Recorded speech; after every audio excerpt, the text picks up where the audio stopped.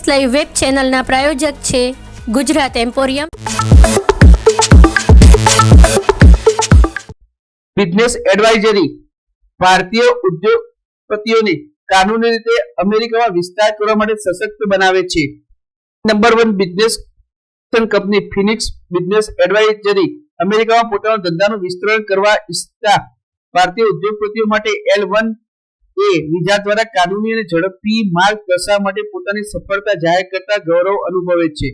Phoenix Gujarat સહિત સમગ્ર ભારતમાં અનેક ઉદ્યોગપતિઓ રેકોર્ડ ટાઈમમાં અમેરિકા માટેનો વિઝા મેળવી આપ્યો છે. ખાસ કરીને ફિનિક્સ દ્વારા માત્ર 25 દિવસમાં L1A વિઝાની મંજૂરી મેળવવાનો એક અત્યંત નોંધપાત્ર માઇલસ્ટોન હાંસલ કરવામાં આવે છે.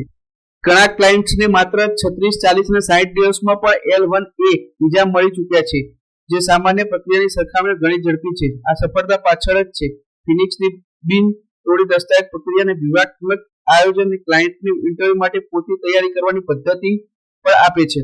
ફિનિક્સમાં અમારું મિશન સાદું છે, 100% પરિણામ અને ક્લાયન્ટ માટે શૂન્ય જોખમ, એમ જણાવે છે MP સિંહ, ફિનિક્સ બિઝનેસ એડવાઇઝરીના CEO.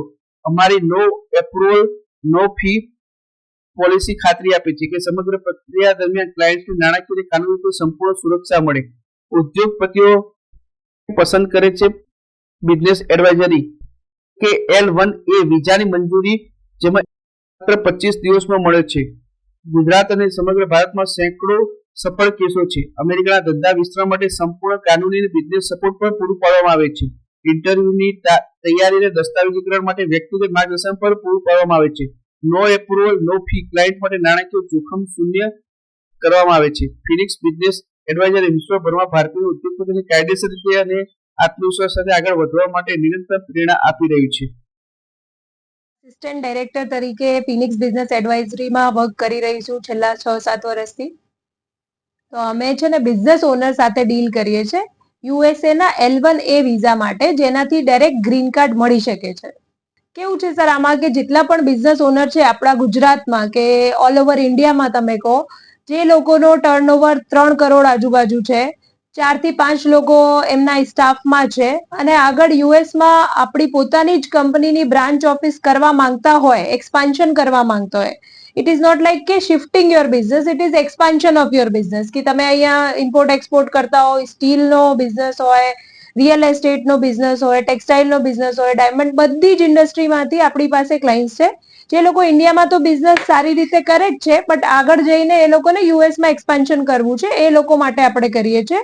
અને જે ફાસ્ટમ ફાસ્ટ વિઝા હમણાં અમારા આયા રેકોર્ડ બ્રેકિંગ ટાઈમમાં એ 25 દિવસમાં આયા છે. ક્રાઇટેરિયામાં 3 કરોડનું ટર્નઓવર જોઈએ, 2 થી 3 વર્ષ જૂની એમની કંપની જોઈએ અને 4 થી 5 લોકોનો સ્ટાફ કંપનીમાં હોવું જોઈએ. એમાં એવું છે સર કે આપણે અહીંયાથી જે પણ બિઝનેસ ઓનર જાય છે એનું મિનિમમ ઇન્વેસ્ટમેન્ટનું ક્રાઇટેરિયા છે, પણ એ અત્યારે કોઈ જાતનું ઇન્વેસ્ટમેન્ટ એમને કરવાનું નથી. અહીંયાથી જે બ્રાન્ચ ઓફિસ ઓપન થશે એમાં પહોંચ્યા પછી એમને બ્રાન્ચમાં 2 થી 3 કરોડનું રોકાણ કરવું પડે, પોતાની જ કંપનીમાં, પોતાની જ બ્રાન્ચમાં.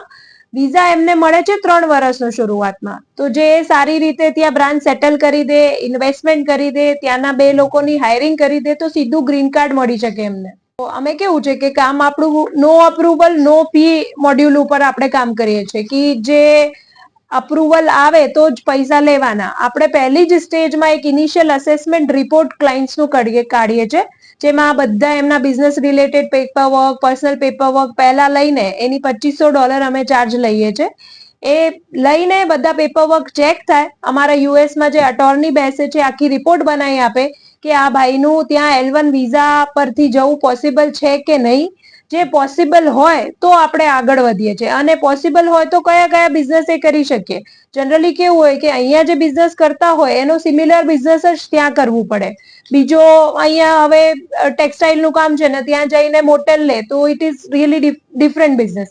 ઓસ્ટ્રેલિયન યુએસ ગવર્મેન્ટને પણ એવું હોય કે જે સેમ બિઝનેસ છે, એક્સપિરિયન્સ છે તો જ ત્યાં કરી શકે ને. ઇન્ડિયામાં અમારી 5 થી 6